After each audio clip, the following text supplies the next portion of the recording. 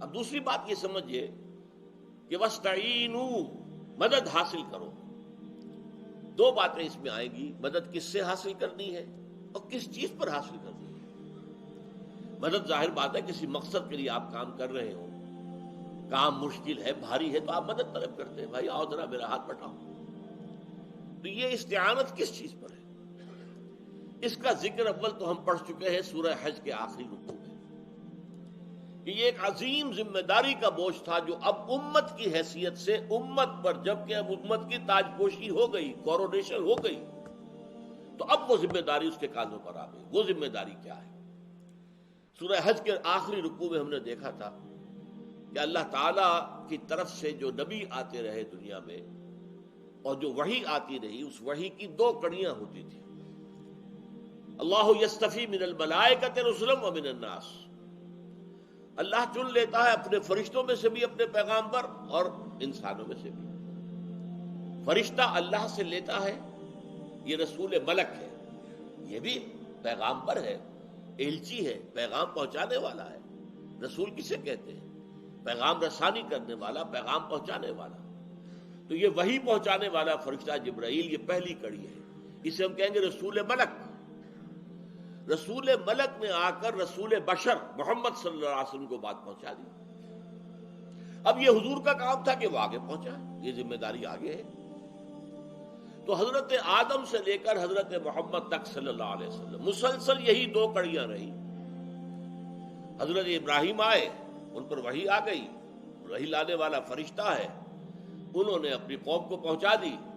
یہ وحی، یہ رسول ہیں بشر، رسول ملک، رسول بشر. پھر حضرت موسیٰ آئے، رسول ملک، وحی لا رہے ہیں، رسول بشر اب موسیٰ ہے، وہ وحی پہنچا رہے ہیں لوگوں کو. حضرت عیسیٰ آئے، وہ روح القدس کہتے ہیں، دی ہولی گھوسٹ یا دی ہولی اسپرٹ. کون ہے وہ؟ جبرائیل. وہ وحی لاتے تھے اور حضرت عیسیٰ پہنچا دیتے تھے. اب حضور پر وحی آئی، جبرائیل لائے، رسول ملک، اور حضور رسول بشر ہے، انہوں نے پہنچا دیا. لیکن حضور آخری نبی اور رسول ہیں. اب یہ سلسلہ ختم ہو رہا ہے دو کڑیوں والا. اب اللہ کی طرف سے کوئی وحی نہیں آنی، جبرائیل اب کوئی وحی لے کر نہیں آئیں گے. نبوت ختم ہو گئی، وحی کی کھڑکی بند ہو گئی. دنیا تو ختم نہیں ہوئی، انسان تو ختم نہیں ہوئے. انسانوں کو تو تبلیغ کرنے کی ضرورت باقی ہے. لہذا اب کیا کیا گیا؟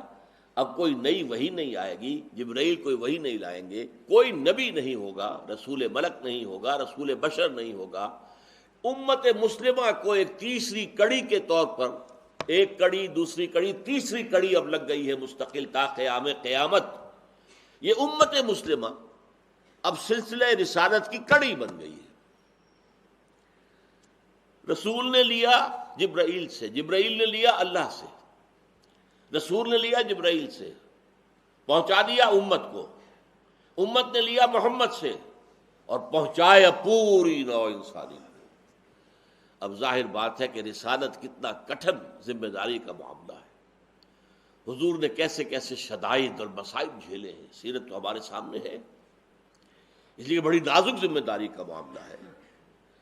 رسول پر وحی آتی ہے تو وہ کسٹوڈین ہے، وہ امین ہے، اور اس نے پہنچانی ہے امانت لوگوں کو.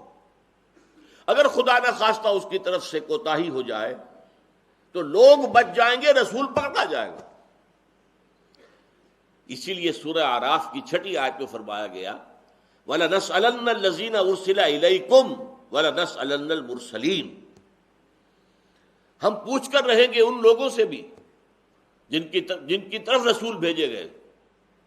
وَلَنَسْأَلَنَّ الَّذِينَ أُرْسِلَ إِلَيْهِمْ وَلَنَسْأَلَنَّ الْمُرْسَلِينَ. اور ہم پوچھیں گے رسولوں سے بھی، رسولوں سے پوچھیں گے تمہارے پاس ہمارا پیغام آیا تھا، تم نے پہنچا دیا کہ نہیں؟ وہ عرض کریں گے کہ حضور ہم نے پہنچا دیا. اور اب پھر لوگوں سے پوچھا جائے گا تمہارا طرز عمل کیا تھا. اب ان کا حساب شروع ہوگا. یہی وجہ ہے کہ اپنے آخری خطبے میں حضور صلی اللہ علیہ وسلم نے دین کی بنیادی تعلیمات کو دوبارہ دہرا کر پھر سوال کیا الا هل بلغت؟ لوگوں میں نے پہنچا دیا یا نہیں؟ 1.25 لاکھ کے مجمع نے بیک زبان کہا ہے انا نشہد انک قد بلغت الرسالۃ وادیت الامانۃ ونصحت الامۃ وکشفت الغمۃ۔ اے محمد صلی اللہ علیہ وسلم، ہم گواہ ہیں، اللہ کے ہاں بھی جا کر گواہی دیں گے، ہم گواہ ہیں، آپ نے رسالت کا پیغام پہنچا دیا، اللہ کی امانت ہم تک پہنچا دی، آپ نے امت کی خیر خواہی کا حق ادا کر دیا، آپ نے باطل اور گمراہی کے تاریکی کا پردہ چاک کر دیا۔ پھر حضور نے نگاہ آسمان کی طرف اٹھائی اور پھر کانگریگیشن جو اجتماع تھا 1.25 لاکھ کا، اس کی طرف اشارہ کیا، اللہم اشہد اللہم اشہد اللہم اشہد، اے اللہ تو بھی گواہ رہے۔ چنانچہ قیامت کے دن اب رسول گواہ ہوں گے، کھڑے ہوں گے پروزیکیوشن وٹنس کی حیثیت سے، اے اللہ میں نے انہیں پہنچا دیا تھا تیرا پیغام، اب یہ اپنے طرز عمل کے جواب دے۔ پھر امت سے پوچھا جائے گا رسول کے بعد رسالت کی ذمہ داری تم پر آ گئی تھی اجتماعی طور پر، تم نے کس قدر محنت کی، کتنی کوشش کی، کہاں کہاں تک دین پہنچایا۔ اب ظاہر بات ہے اس پر امت کی کامیابی یا ناکامی کا دار و مدار ہوگا، یہ نازک ذمہ داری آ گئی، اس پر مدد کی ضرورت ہے۔ اللہ سے مدد طلب کرے، نماز سے مدد طلب کرے، نماز کے ذریعے سے مدد تو ہوگی اللہ سے، لیکن صبر اور نماز کے ذریعے سے اللہ کی مدد جو ہے انووک کی جائے، طلب کی جائے، مانگی جائے۔